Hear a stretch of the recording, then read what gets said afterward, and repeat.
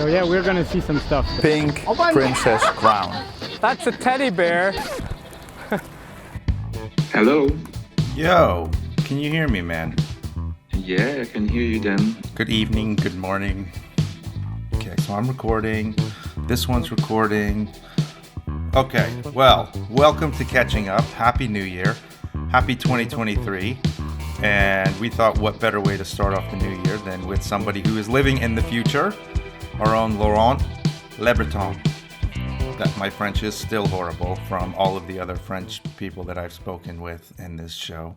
But that's all right. How are you doing, man? Tell me a little bit. What's it been like for you over the past few months here at the Ocean Cleanup? Well, it's been doing well here in the future. We're doing pretty good, but the last few months, I've been quite full of events. 2022 was quite busy. There was start of field work again, so I went into the ocean, doing some field work in the North Pacific Ocean. There was some quite big conferences as well. We all went. The research team went to Busan, seventh International Marine Debris Conference. Quite a few papers and studies that we put out there. So we've been pretty busy, and we're just starting a new year, 2023. I hope it's going to be equally busy.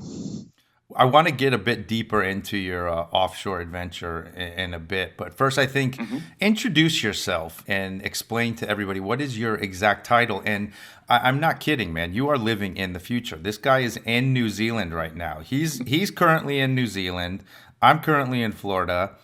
And yet we're having this amazing conversation as if we're sitting right next to each other. Yeah, that's correct. I'm about like 18, 20 hours ahead of you. The future is looking great. Don't worry. So my name is Laurent Lebreton, and I'm the head of research for the Ocean Cleanup. What does that mean? That means leading a research team. So we have a research team at the Ocean Cleanup that looks into understanding the source, the transport, and the fate of ocean plastic pollution. And we exist within the organization to help steer the strategy, try to decide where to go first, how, and what type of plastic do we expect. But also in the long term, and that's something we started, is about continuous monitoring. So we're able to follow trends of plastic pollution and see whether different interception and mitigation strategies are efficient. So that's what we do. I've been with the Ocean Cleanup for about 6 years now. Started to be involved in 2016. Started as a research scientist and gradually made my way. Started to lead the research team in 2018. Like you said, I'm based in New Zealand. That's where I live most of the time. I do visit Rotterdam and HQ when I can, when international travel is allowed. So since last year, it's been great to catch up with the team again after spending almost 2 years working remotely, which was quite challenging. And one of the interesting things with you is one of your first experiences with the Ocean Cleanup was ironically not in the water, but it was above the water, right? Tell me a little bit about this aerial expedition. Yeah, that's correct. That's really how I started to be really involved with the Ocean Cleanup. We were trying to understand and quantify the Great Pacific Garbage Patch. In 2015, the Ocean Cleanup organized a mega expedition, which consisted of several boats surveying the ocean and collecting data on plastic in the region. But we realized that the way we were monitoring plastic pollution was good for smaller bits of plastics, but we encountered a lot of very large nets and very large objects. And back then, I was already chatting with Boyan, and I said, well, to truly be able to quantify this, we need to survey a much larger surface area. And I was kind of kidding, saying like, the best would be a plane. And taking a lot of images from a plane and do some survey from the air. And a few months later, Boyan got us into a plane. We went from Moffett Airfield into a C-130 Hercules. It was an old plane from the Vietnam War that was changed into a sort of like aerial laboratory. And we did 2 flights. So starting from California, going into the Great Pacific Garbage Patch. So flying at high altitude, then came down above the surface of the ocean about 400 meters, high. We had paratroop doors opening and sensors coming out, taking thousands of pictures of the surface, of the ocean surface. And so we brought all this data back, and it allowed us to give a true quantification of large floating plastics into the Great Pacific Garbage Patch. Those results were published in 2018. But that was a great adventure, and yes, that was my first field trip with the ocean cleanup was from the air from that plane. That was awesome. And this really was a launching pad for the days going into Wilson, going into System 002, because of the research that you guys have done on the modeling side and the way of being able to sort of pinpoint where this plastic is. The Great Pacific Garbage Patch is such a massive area. It's not like you can just take a couple boats through there and point out, oh, there's some trash here, there's some trash here. You're actually modeling this out. Explain that a bit deeper to people, what that means. Yeah, no, sure. So we try to model the dispersion of floating plastic in the Great Pacific Garbage Patch. So the Great Pacific Garbage Patch, huge area, we estimate 1.26 million square kilometers, and where plastic is dispersed, but sort of not homogeneously. It's not kind of a carpet of plastic. It's mostly water, and you have hotspots and regions that may have more plastic than others. Obviously, all of this is moving. It's very dynamic. There's currents, there's wind, and there's waves. So it's not like you can go to a place and then come back the year after to the same place, expect the same, same type of plastics. Everything moves. So that's why we're trying to understand. This whole research we started in 2015 with the mega expedition, 2016 aerial expedition really allowed us to map the whole area. We had several boats collecting data the first year at the same time, so it allowed us to sort of give an extent of the pollution, and we coupled those observations with numerical models.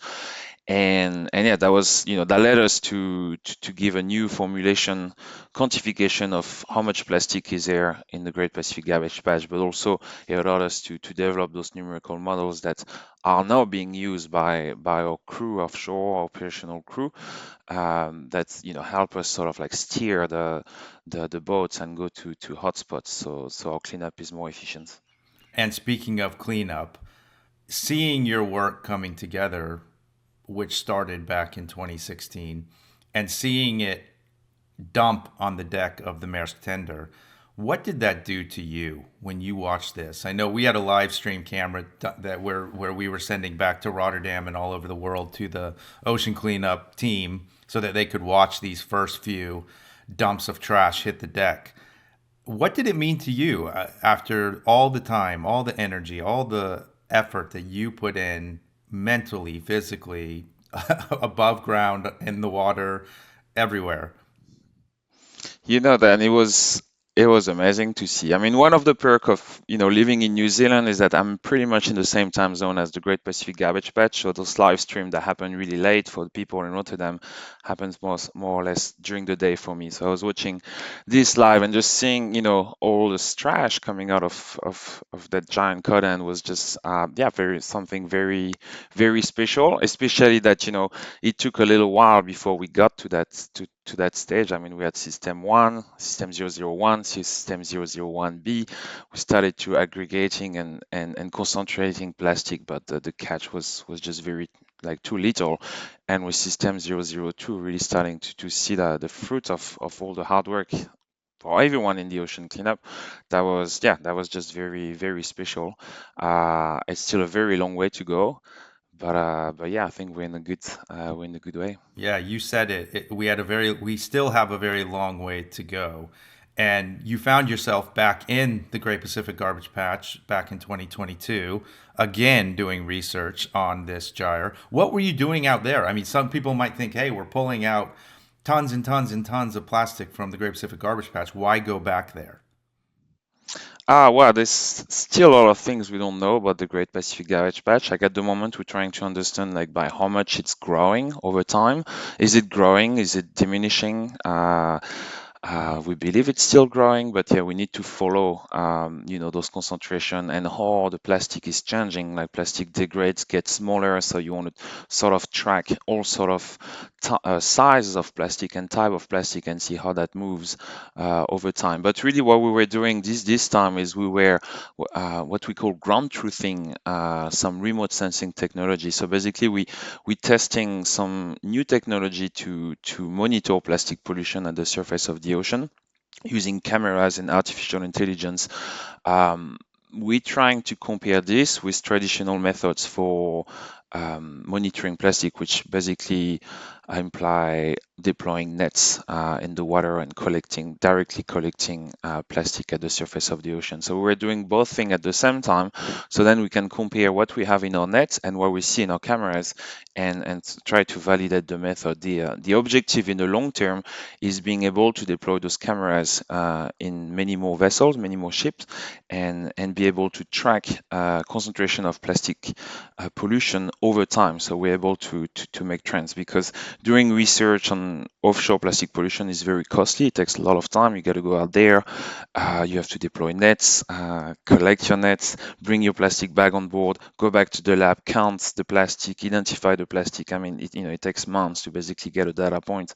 And so we try to fast track this and work with small lightweight camera that we can deploy on any vessel, not only research vessels, but they can also be just shipping vessels and so on, and be able to set up a system to monitor plastic over time. And I think this is what's really important is, okay, sweet, we've monitored, we quantified the Great Pacific Garbage Patch, we are removing plastics from the Great Pacific Garbage Patch, but what's going to be very important is to generate that data over time and show whether we're having an impact or not. And so we will have to keep monitoring in the long term.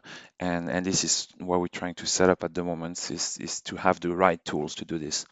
What are some of the challenges that you've dealt with and your team has dealt with throughout this process from the very start? I mean, I know we're not a educational institution. We've had some talk of this in the past about getting respect from the scientific community, because here we are, we're a nonprofit, we're going out, we're cleaning trash, but we are not necessarily a university. But you've seen this change and you've seen this grow because of also the team that is in place.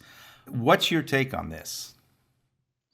Yeah, I've definitely seen, the attitude and relationship with the academic world, for instance, change over time.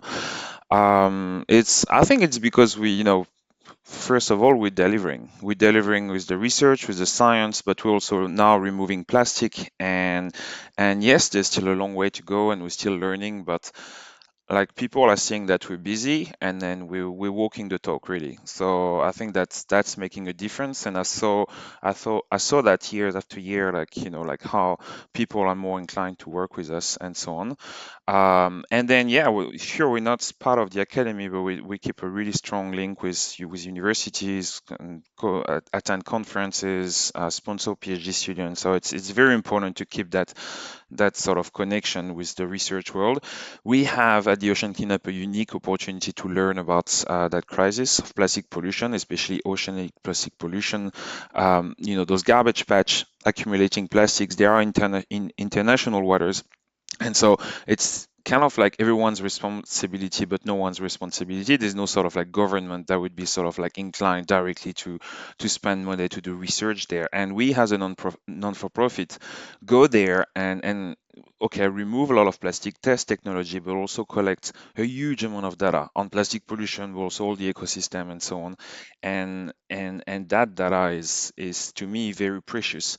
And I see that this is also part of the change of relationship we had, and how like things have improved over time, is we are generating very important data, and we're very open about it. Like, usually like all our science is open access, and we try to work with other scientists. So I think if we keep that sort of mentality and keep working, really focusing and working, yeah, things will just keep on getting better.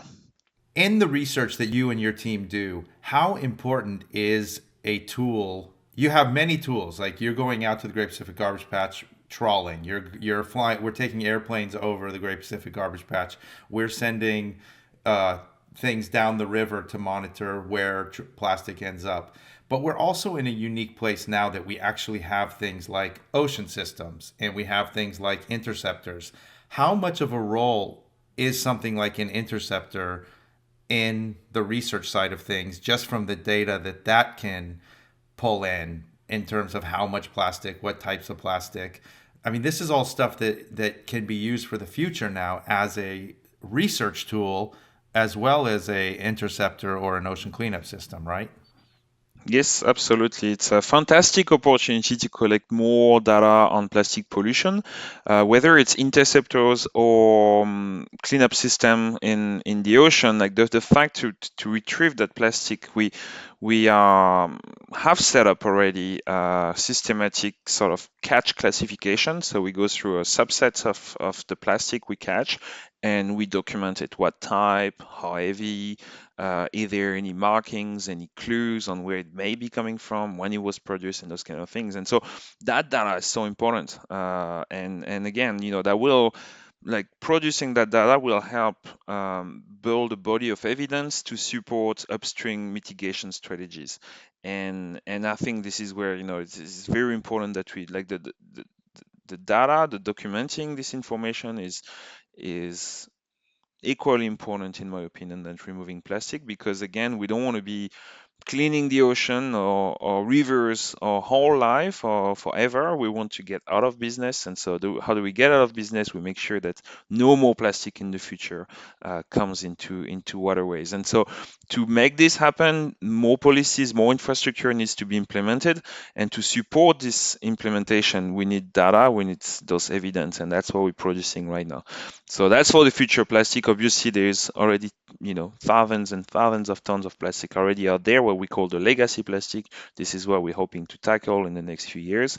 But yeah, I think the deployment of those systems definitely feed into research, and then it kind of circles back, because the research fits back into operations, into helping design and find right locations for deployments.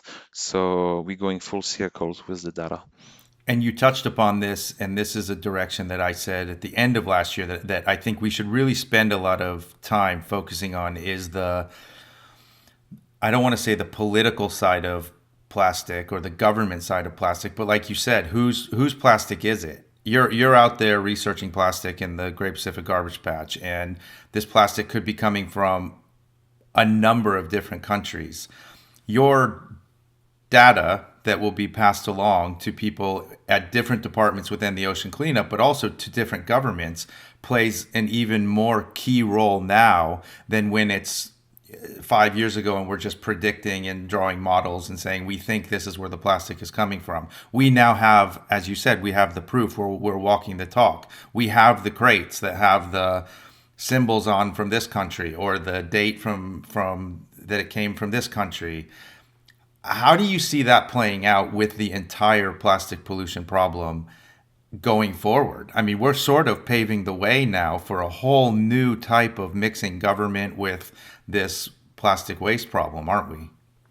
Yeah, yeah. No, I mean, and the timing is really good, because at the moment there is international negotiation for a treaty against plastic pollution. There's, I mean, yeah, a whole spectra of solutions out there that will be required. But to implement those solutions, you need data. You need to kind of like bring a body of evidence. And I think the cleanup and the interception also in rivers we're doing, those are like very, very important, because yes, we're having a direct positive impact by removing plastic from waterways and from the ocean, but by collecting this plastic, we are able to do further research on it, identify how old it is, where it's coming from, what practices, what industry are mostly contributing to the problem. And that is very important, because if you come with this data, then you can really put policies into place. And so this is not really our realm of action at the ocean cleanup. We're not necessarily activists, more a bunch of engineers and scientists, but I still value this data, this information that we put out there. And like I say, like all of us all our science is open access, so we publish in open access. This data is out there, and then other, organization, politicians, NGOs can use this data and get the move ahead, right? One last thing is, yes, like, we're cleaning up the Great Pacific Garbage Patch. It's a project. We always say that we don't want to do it forever. It's important that, eventually we address the source. And I think by reporting this type of data, we can help upstream mitigation strategies. Do you sometimes get scared as a scientist, as a much smarter person than I am, and a much smarter person than the common brain that walks around this planet, that we are too late? This comes up a lot, and I hear numbers, I hear stats at times. What I've seen with my eyes, I cannot comprehend that it's even still getting worse. And then I see how long it takes for us to pull out. Yeah, we pull out a lot of plastic from the Great Pacific Garbage Patch, and we intercept a lot of plastic from rivers. But what you see on location compared to what we're pulling out, and then with the problem with the politics that are behind getting things going quicker and having things happen, interceptors need to have been put in the water decades ago. Like we don't have time to wait 3 months to put an interceptor in a river in Thailand. Do you sometimes get scared by this thought? Is this something that keeps you up at night at times? Um, I try not to be honest, because otherwise you don't sleep, I guess. But yeah, as a scientist, I try to keep the emotions out of the way. I think it's very important. I think plastic pollution is a big issue, a global issue. It's not the only issue that the Earth is facing right now, but it's part of a bigger problem. I was saying before, like the problem of waste, the problem of overconsumptions, and growing economies. And what's scares me, I mean, this is the same story with climate change and plastic pollution. Is we can do as much as we can in our rich countries, developed economies, and so on. Yes, we can replace our cups with keep cups and so on, and that's great. It's driving a movement. It's great, but the issue is not there. The issue is for the developing economies, where people just want to, like, get to a certain level of living, and they have the right for it, and get out of poverty. And this is what's going to drive the issue for the next decades in climate change, in plastic pollution. This is where, like, the work needs to be done. And this is what's scary. This is what's scary, because you cannot limit this, like, like what is it, like billions, 1.5, 2 billion people living under poverty. Like, you want those people to get out of here. To get out of here, they will need, more stuff, they will need more energy, they will need all of this, right? So how do we cope with this, right? So quite often the discussion is, yeah, okay, cool, it's at home, and it's like, oh, let's not use as many plastic bags as we do right now. But it's a much bigger problem at much bigger scale. And plastic pollution and ocean plastic pollution is a symptom of that. And that's what's worrying me, because we kind of running like a headless chicken as humanity, kind of like, we got a problem, but at the same time we're investing in $1 billion into, like, new plastic production facilities. All the projections for the next 30 years are, like, skyrocketing regarding plastic consumption. And in the same time, we're like, oh, okay, well, we try to put interceptors and clean up the Great Pacific Garbage Patch, and there's all those campaigns coming. It's like, well, where are we really heading? To me, an interceptor in a river is great, but it's not a final solution. That I want to live, like, when I retire, I want to live a world where we actually don't need interceptors in rivers, right? Interceptors is, I think, to me, is very important. Yes, to set it up right now, and to fix that problem upstream. It's like, it's sort of like patching the issue, but ideally, you don't want to have any interceptors in rivers, and we're really far from that, because we just at the time of trying to implement that solution. But it's super complex, and yeah, there's, like, driving forces that just are going to make, in my opinion, the issue worse in the coming decades. And so I'd just be really curious to see where we're heading with all of this, and not only with plastic pollution, but just generally as a society and economy. Like, where are we gonna be in like 20 years? And it's really hard to tell, to be honest, right now. And that's maybe what scares me most. But when you're in a place like Busan and you're rubbing shoulders with other people and other having these conversations, this is something that I always love when I travel. And you're talking to, like, the guys from Sungai Watch, or you're Pete from Seabin. I know you've hung out with this guy too. The conversations can get a lot more deep now, right? With the experience and with the stuff we're actually doing out there. And how do you find in the community that we're being viewed now? I mean, I guess it's mixed feeling. I think on the science side, people recognize that, yeah, we're working hard, we generate data, and there's value. It's not, when there's still a lot of people to convince, I guess there's still, scientists and, yeah, academics that may be a little skeptical about what we do. And it's about, yeah, having those discussions and showing where we come from, what's our real intention there. And it's also about coming with humility. It's, yes, like we're tackling one side of the problem, but yeah, plastic pollution in the ocean is a symptom of a much, much larger epidemic of waste in general. And so it's about, fitting into this whole realm of solution finding. And yes, we come with some solutions, but it's good to acknowledge that, yeah, there's a lot of people working on that sphere. And so I think, yeah, those meetings and being able to catch up with the other NGOs and other academics, like, really, really help. Generally, when we go to those meetings, it just opens up a lot of like new doors. And yeah, just face-to-face changes, especially like we realized that after 2 years of pandemic, where things get a little bit lost between emails and team chat.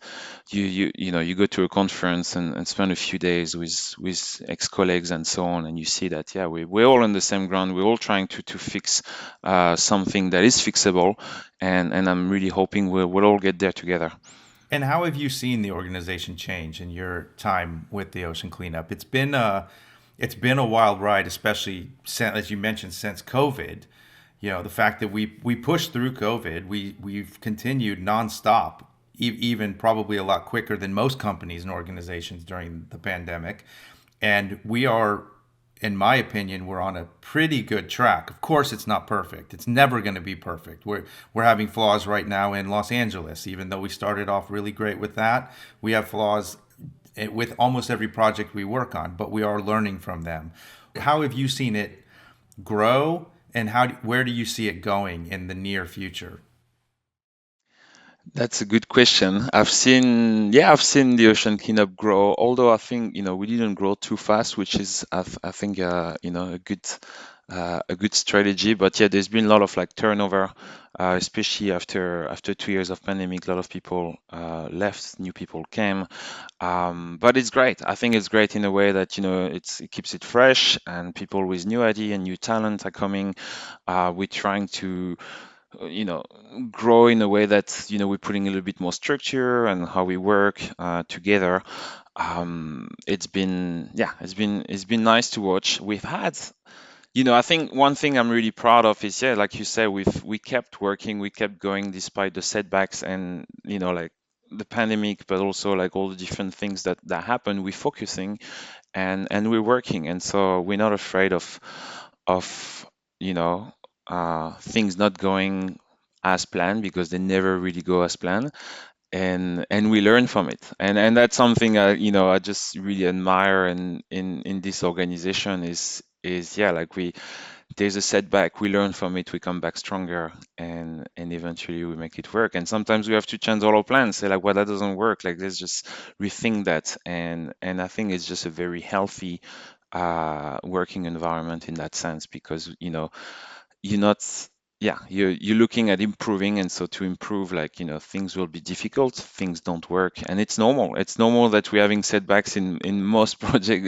It's yeah, it's if it was easy, like it would already be done, and so that's kind of, yeah, the game we're in. We're innovating and we're trying things, and there are victories and there are setbacks, and it just makes for a really beautiful story. So that's for the first part of your question. The second part, where do we go? Well, I mean, I hope, yeah, we'll keep focusing. We, preparing to scale up. Scale up is being a big word this past year and so on. So we want to be sure we're like on solid ground before really like going to the next level. So we're all preparing for that. Yeah, I mean, I see in many different verticals of the ocean cleanup such a good opportunity to have a real impact, and the timing is great. I think like if you look 10 years ago, I mean, plastic was an issue, but it didn't have the sort of drive that it has now. I mean, now we're really realizing that we created a monster in some ways, and yeah, there's a lot of like political drive, and that's just a really good space to be in at the moment. So I see bright days for the ocean cleanup going ahead, but I also see many other setbacks, but we'll learn from it and hopefully grow from it. And man, you've assembled a hell of a team. Tell me about this team that you have working. I won't say for you, but I'll say with you Oh, on. with me for sure. Yeah, tell me about. You got a lot of French people, man. How'd you Yeah. manage this? I love my team. It's been, yeah, one of my biggest pride as well at being at the ocean cleanup is to build that team. And actually, I was saying there's been a lot of turnover in the ocean cleanup, but I did, or we did manage to keep some sort of yeah, we kept together during those last few years, and my team hasn't changed much. But yeah, it's a team of multidisciplinary talents, some modelers, remote sensing, field work, just very motivated scientists, and we're about 6 to 7 people full time, and then we also work with students who are like master students, PhD students. So really, we go to a group of up to 12 researchers, kind of like communicating together.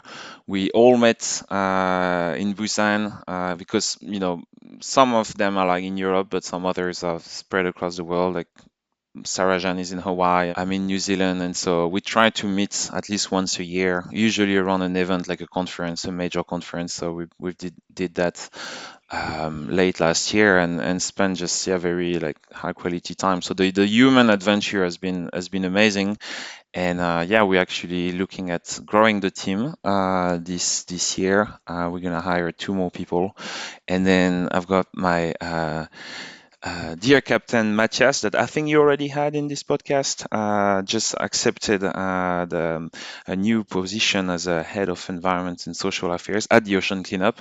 So he's leaving us, which I'm a bit sad about, but obviously he stays at the Ocean Cleanup, and that's really good news.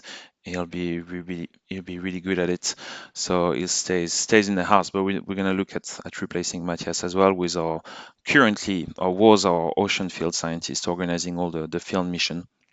But yeah, the team is great, solid. We delivering and producing science, and everyone is excited. So I'm looking forward to this year and the following ones. And how did you get started? How did a French guy, first of all, end up in New Zealand? And then, second of all, working for the ocean cleanup? How does this happen? This is a very unique combo, but it works, huh? Yeah, it works really well, and yeah, so glad to be in the position I am at the moment. But I want to get it in some way. So okay, so I'm French, did my studies in France. After my studies, I went to New Zealand for 6 months for an internship in a oceanographic and coastal science organization here, a company here in New Zealand. 6 months here, I fell in love with the country, the place, the people, and yeah, the organization gave me a job, sponsored my visa. So that was 15 years ago, and I started to live in this little place called Raglan, New Zealand, on the west coast of North Island, very tiny little village, but known worldwide for its famous surf breaks. Beautiful little town and really nice waves here. Anyway, I started to live here in 2010. I was still working for the same company here in New Zealand, and I was mostly hired to be a numerical modeler, and I was modeling in the ocean the dispersal of pollutants, and mostly like oil spills and sediment plume and so on. And we've had some contacts with NGO in California that were interested into plastic pollution, and I modified the numerical model that we had for oil spills to be able to track the formation of garbage patches in the global ocean. And that was in 2010, and we decided to publish those results. That was in 2012. And from there, I just gained some interest in plastic pollution, mostly what the cause obviously was, important to me, but also I realized that it was a sort of it's kind of very young science, and I think it's still a young science because plastic is so new. And so there was quite of a blank canvas for scientists to start working on those questions. And I just got really interested about it. And I was since 2012 working independently. Quit my job, but I was working as a consultant, working with non-for-profits here and there, doing little consulting jobs. But I kept working on plastic pollution. However, I didn't have any funding. I was just out of interest, so that was mostly my evenings and weekends. And but by keeping working on this topic, I started to cooperate with other scientists worldwide. Been invited to different working meetings from either United Nations, UNESCO, or other like international groups. And sort of like made my way through this network and just kept producing science. And Boyan actually contacted me, I think it was 2013 or 2014, asked me if I was willing to share some of that modeling data about the garbage patches and so on. And I did. And like I said before, I believe in open access science, and I just gave him all the data. And from there, we started talking, and we kept communicating over the years. He told me about his idea and his project. I thought it was crazy, but we kept just discussing. And in 2015, they basically contacted me again and asked me if I was interested to help them quantify plastic pollution in the Great Pacific Garbage Patch. So I started, still being in New Zealand, working with the Ocean Cleanup on sort of temporary time contract. And more and more over time, I got more and more involved. Like we said before, I jumped in that plane. Ocean Force One did that survey of the Great Pacific Garbage Patch, and I just saw the opportunity, and then I went to visit the ocean cleanup in Delft, met with the engineers, learn about the Interceptor. That was a secret project back then, and all the different ideas, and I really liked. The atmosphere and that sort of that philosophy of doing and learning and not making like long plans over 30 years, but just getting out there and being like, okay, let's do it, let's break it, let's do it again. And I just found that really healthy as a scientist. It was such a good opportunity, and I have no regrets. However, it was hard because we were discussing this sort of relation with the academic world has been quite difficult at the beginning. So I initially closed a few doors by just basically going to work full time for the ocean cleanup. But I've been opening those doors again slowly since I joined. But it's been fantastic. Like the amount of science we've been able to produce, and it's been great. So as a scientist working on plastic pollution, that I do have a dream job, and I'm very grateful for it. So do you still think the Boyan's crazy?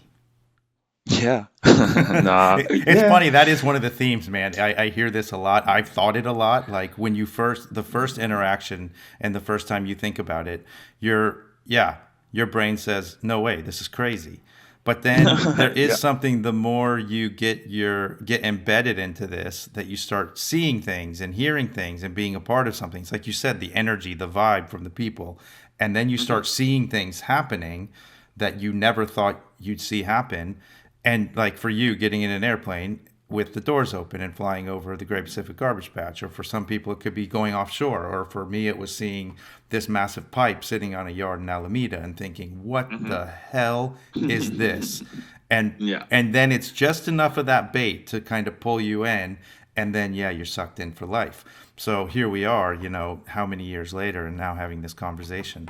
So there is a cool energy, there is a cool vibe. How do you put this across when you talk to people? And I'm not sticking necessarily to the science world. I'm saying, like, it must mean something. I mean, if you surf, you spend a lot of time on the water, and then knowing that what you're doing is such a good cause that it's like this, there's this glow, right? Like you're sitting there in New Zealand looking at the beach and you're going surfing and you're thinking, man, what I do for a living is actually helping so that future generations can experience what I'm experiencing right now.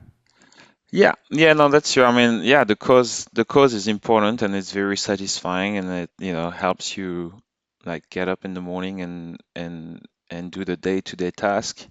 It's very special for sure. Um, yeah, there's there's so many things that we can do to make next generations life easier. But that's one thing, and I'm happy. I'm very happy about that. I'm very happy that I can make a living doing this. I mean, like 15 years ago, no one wanted to pay for that, and now there is actually like people are like supporting an organization like the Ocean Cleanup, so we can actually do this kind of work. It's amazing. It's amazing, and that's thanks to yeah, like the whole organization, the communication, but also like internet and the fact that yeah, we're just much more able to communicate and to show what we're doing now. And it's part of a big story, and I'm really really glad to be part of that for sure, for sure. Um, yeah. You said it's very interesting because when I did record with Mateus, we kind of touched upon this a bit as well. There is probably no other time in history prior to the last 5 to 10 years that this would have been possible, to where people can see the problem on the other side of the world. People can see it in real time. People can see it on videos on YouTube. People can see Instagram posts. And it really does touch the heart when you see what is happening in a country like Guatemala or in a country like Thailand or in places that we are, but not only places we are, places like India and places, the world is literally one. And in real time, we can see everything that's happening everywhere. How important has that been to the ocean cleanup to be able to visualize and show people it's not just numbers, but it's moving pictures and pictures as well? I think so important. I think it was critical, to be honest, and kudos to our communication team. I think it's like the work that you guys been doing has just been like amazing. I think it's so important to show this footage. And you were talking about Guatemala. Yeah, like that was, to me, that was one of the highlights, actually, like in the last few months, was to see that trash fans like getting that tsunami waste, that waste tsunami. It was just insane. And if it wasn't for those GoPros and those cameras out there at that time, yes, sure, like Rio Motagua is polluted, so what? But when you see that, you actually see, okay, that's what can go through like in very short amount of time. This to me is striking, and that helps obviously drive support to the organization, and just generally internet just changed everything. Like, I mean, the Ocean Cleanup really started with what, crowdfunding platform, right? That's how really like Boyan managed to start and kick off the whole thing. So thanks to internet, thanks to social media, thanks to all this communication, those kind of missions can be enabled now. And yeah, you know that's a fantastic world to live in. And for all the issues that social media can bring, that's a lot of discussion around that, and politically and so on. We have also to give credit to this, because some cause like the ocean cleanup can be born thanks to that communication, to Instagram, to YouTube, and so on. And yeah, we should be grateful for it as well. What are you going to be working on early in 2023? This year is going to be sample and footage processing mostly. We're hoping to have data by mid-year for the North Pacific. So part of System 002 operations, we had a research scope on the side, meaning that we have been collecting data continuously for a year in and out of the Great Pacific Garbage Patch. That's a unique data set that we're holding there because we're able to have a full seasonal variations through the whole year, and we're able to now to just now to start to build trends, and this is what's really we're after, trying to see like how things change over time. So I'm hoping by the end of this year we'd have new data ready. Hopefully I can submit a scientific manuscript to a journal, and give an update of the state of the Great Pacific Garbage Patch. So that's for the ocean part, our big milestones there. For the rivers, we are updating and improving our what we call the global river model, which is basically helping us prospect new locations for interceptors, but also to measure the efficiency of existing deployments. There's a lot of work to be done there. Like we've only scratched the surface when it comes to plastic pollution, understanding plastic pollution in rivers and in freshwater in general. It's about trying to understand how plastic is sort of entering rivers from land into rivers, and then what happens to plastic inside rivers with the dynamics and so on, how much is being stranded, how much is being emitted to the ocean, and it's quite a complicated task. So we try to break it down by different sort of modules that we're trying to understand, and so yeah, I'm hoping by mid-year this year would already have an update. It's quite complicated because I mean it takes into account environmental factors and physics and climate and so on, where we have some skills and we have some good understanding, but understanding emissions of plastic into river requires some good knowledge and data on just like socio-economic indicators, and yeah, that's a bit more complicated, trying to understand where, how, and when littering and loss of plastic happens on land. It's can be complicated, and sometimes you have to take into account the socio-economics, and so we're trying to do some work there. So yeah, that's the river side. So yeah, we've got a busy year, and then we've got Robin from my team with developing a new product called ADIS, which stands for Automated Debris Identification System, and it's a system of cameras that we were testing last year when we were doing research in the Great Pacific Garbage Patch. We trained artificial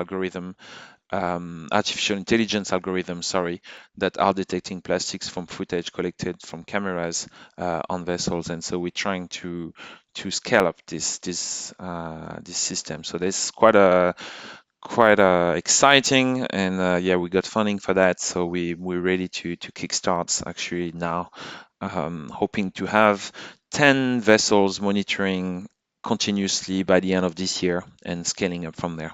What are you the most proud of in your time at the ocean cleanup? I think really my team, huh? Like the human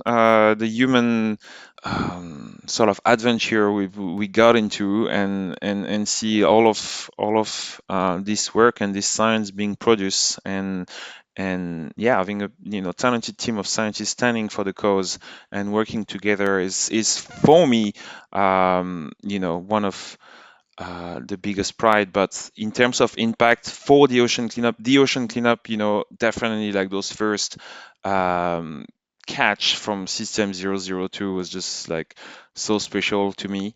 Uh, that trash fence in Guatemala, even though like it didn't work, to me was just gave me goosebumps, because like pulling those images, like I said before, was just very important, and so seeing this, yeah, very special.